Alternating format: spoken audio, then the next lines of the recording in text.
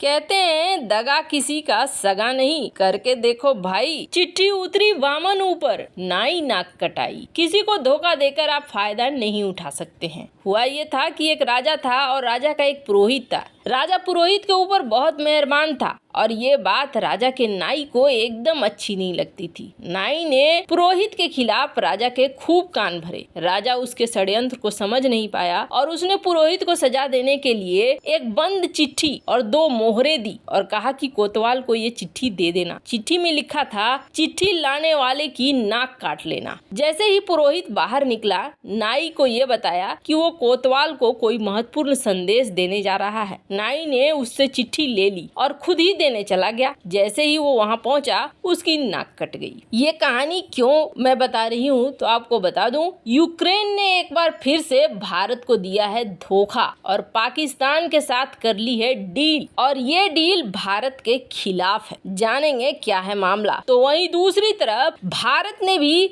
आखिरकार उतार दी है यूके में सेना। जियोपॉलिटिक्स में बहुत कुछ चल रहा है, आइए जानते हैं इन खबरों को विस्तार से। आजकल भारत कई देशों के साथ युद्धाभ्यास कर रहा है। भारत और यूके के बीच एक जॉइंट ड्रिल हो रहा है जिसका नाम है अजय वॉरियर। ये भारत और इंग्लैंड के बीच उस रेजिमेंट को लेकर हो रहा है जिसमें भारतीय सेना के बिहार रेजिमेंट के सैनिक हैं, तो वहीं यूनाइटेड किंगडम के 2nd रॉयल गोरखा राइफल्स के सैनिक हैं। आपको बता दें, गोरखा जवान भारत और यूके दोनों के लिए ही काम करते हैं और दोनों सेनाओं का यहाँ युद्धाभ्यास हो रहा है। और आपको बता दें, ये युद्धाभ्यास 11 मई तक चलेगा। ब्रिटिश सेना और भारतीय सेना के बीच ये युद्धाभ्यास तब हो रहा है जब दोनों का एक कॉमन दुश्मन है चाइना, और ये युद्धाभ्यास पर चाइना की नजर बहुत ज्यादा है। खैर, जहाँ तक हम यूके की बात कर रहे हैं, यूके की बात छोड़कर अब जरा चलते हैं कि यूक्रेन ने हमें बड़ा वाला धोखा कैसे दिया है। यूक्रेन वो देश है जिस भारत ने भरोसा नहीं करने का बहुत बड़ा कारण है। यूक्रेन जब से आजाद हुआ, या यूं कहें कि जब से यूक्रेन अस्तित्व में आया सोवियत संघ से टूटने के बाद, तब से यूक्रेन ने एक ही चीज पर बल दिया, और वो बल दिया पाकिस्तान के साथ अपने रिश्ते बढ़ाने में। यूक्रेन कभी भारत का हिमायती नहीं रहा, बल्कि यूक्रेन शुरू से पाकिस्तान का हिमायती रहा। भारत ने जब परमाणु परीक्षण किया था तो विरोध में खड़ा रहने वाला यूएन में देश था यूक्रेन। यूक्रेन ने तो दुनिया भर के देशों से यहाँ तक कह दिया था कि भारत के ऊपर प्रतिबंध लगने चाहिए। 1990 के समय में यूक्रेन ने पाकिस्तान को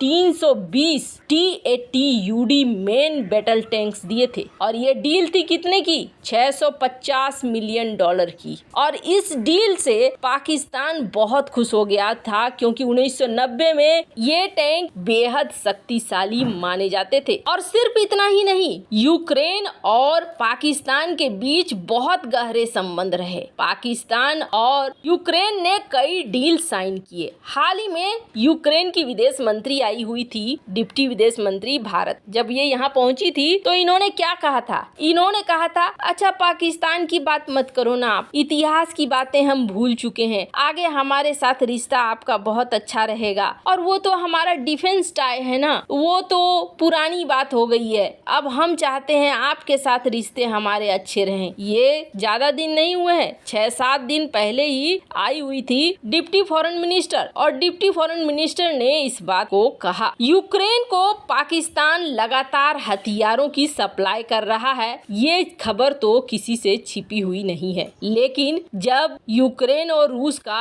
ये युद्ध शुरू नहीं हुआ था, तब न भारत के और रूस के संबंध थोड़े बिगड़ने लगे थे। भारत ने अमेरिका से हथियार खरीदना शुरू कर दिया था। जब भारत ने अमेरिका से हथियार खरीदना शुरू कर दिया था तो रूस को बहुत गुस्सा आ रहा था। आपको वो दिन याद होगा जब रूसी विदेश मंत्री सर्गेई लावारोव ने यहाँ तक कह दिया था कि भारत अब धीरे धीरे पश्चिमी देशों का गुलाम बनता जा रहा है। ये ऐसे शब्द थे जिसे सुनने के बाद सर्गेई लावारोव जब भारत आए थे तो पीएम मोदी सर्गेई लावारोव से नहीं मिले थे। ये वो वक्त था जब सर्गेई लावारोव भारत आते हैं और भारत आने के बाद 9 साल बाद पहली बार सरगेई लावारोव यानी कि रूसी विदेश मंत्री पाकिस्तान के जमीन पर कदम रखता है। और पाकिस्तान के जमीन पर न सिर्फ कदम रखता है बल्कि रूस ये ऐलान कर देता है कि हम पाकिस्तान को हथियार बेचेंगे, Mi-35M हेलीकॉप्टर बेचेंगे। ये सारी बातें होती है रूस यूक्रेन की लड़ाई से पहले की। रूस और यूक्रेन की लड़ाई शुरू हो जाती है। रूस और यूक्रेन की जैसे ही लड़ाई शुरू होती है, रूस को पता चलता है कि भारत की अहमियत क्या है। फिर वो भारत की तरफ आना शुरू करता है। और अभी रूस ने हाल ही में अपनी एक पॉलिसी दिखाई। उस पॉलिसी में रूस ने क्या कहा? उस पॉलिसी में रूस ने ये कहा कि हमारे लिए 2 देश बहुत ज्यादा महत्वपूर्ण है। एक देश है चाइना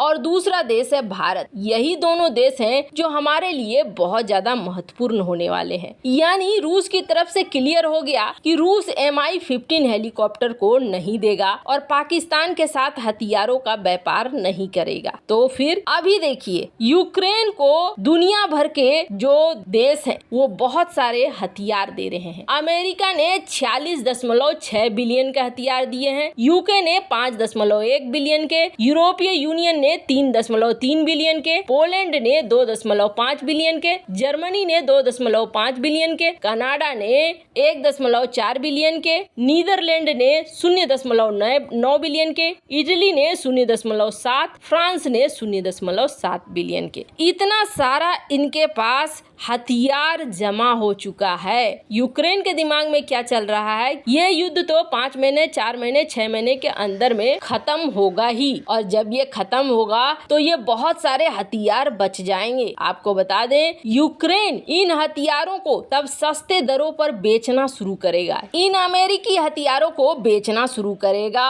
अपनी इकोनॉमी को ठीक करने के लिए। और अभी से इसकी शुरुआत कर दी है। यूक्रेन ने पाकिस्तान के साथ एक डील कर ली है। यूक्रेन ने जो डील की है उस डील के हिसाब से यूक्रेन Mi-17 के इंजन और स्पेयर पार्ट्स देगा पाकिस्तान को। अब Mi-17 रूस तो नहीं दे रहा है, तो फिर इन स्पेयर पार्ट्स का क्या करेगा पाकिस्तान? तो आपको बता दें, पहले से Mi-17 के कई यूनिट्स पाकिस्तान में हैं। पाकिस्तान इन्हें अपग्रेड करेगा और इन्हें अपडेट करेगा। अब सवाल ये उठता है कि ये जो डील हुई है, इस डील के बाद क्या भरोसा किया जा सकता है यूक्रेन के ऊपर? ये डील करीब $1.5 मिलियन की है। वैसे आपको क्या लगता है, क्या यूक्रेन के ऊपर भरोसा नहीं करके भारत ने सही किया या नहीं? कमेंट कर अपनी राय जरूर बताएं। जल्द मिलते हैं अगली वीडियो में नई खबर के साथ।